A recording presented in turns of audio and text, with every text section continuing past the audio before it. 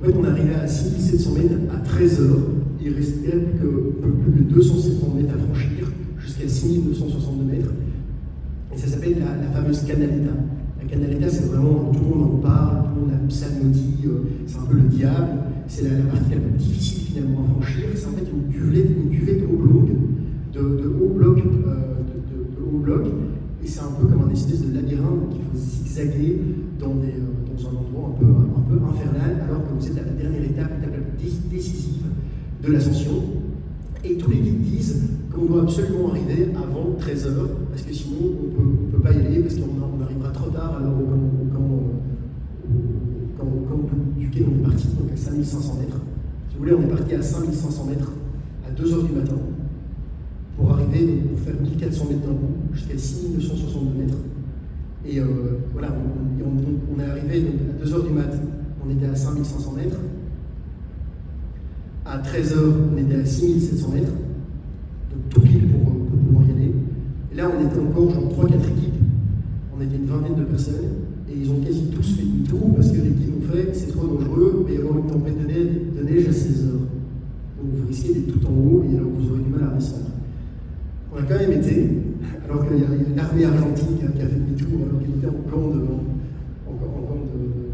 d'entraînement intensif, donc on était assez fiers d'y aller alors que les soldats n'y allaient pas, mais je ne sais pas si c'est plus de la témérité, donc je ne sais pas si je devrais être fier.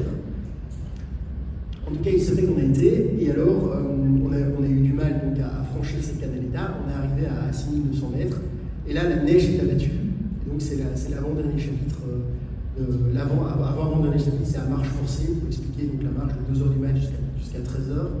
Et puis l'avant-dernier chapitre s'appelle Et la neige s'abattit. On arrive à 16 heures au sommet, donc on met 3 heures à faire 270 mètres. C'est vraiment de la folie. Hein.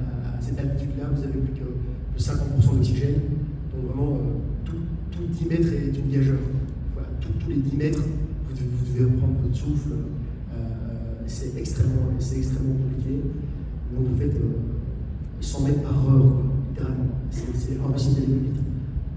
Et alors, pour la petite histoire, j'ai vu un alpiniste qui était vraiment à 40 mètres du sommet, genre vers 15h30, avec son guide qui le tire avec une corde, alors que c'est interdit de tirer ses clients avec une corde. Et moi j'étais à 30 mètres de lui, et j'avais l'impression d'être à 2 km de lui, c'était impossible, et j'étais vraiment tondu sur mes lanières. Et je me souviens, je le raconte dans le livre, en demi-page, j'explique qu'on nous avait toujours dit, il y a vraiment une règle en altitude, c'est que finalement vous ne vous souciez plus que de vous-même.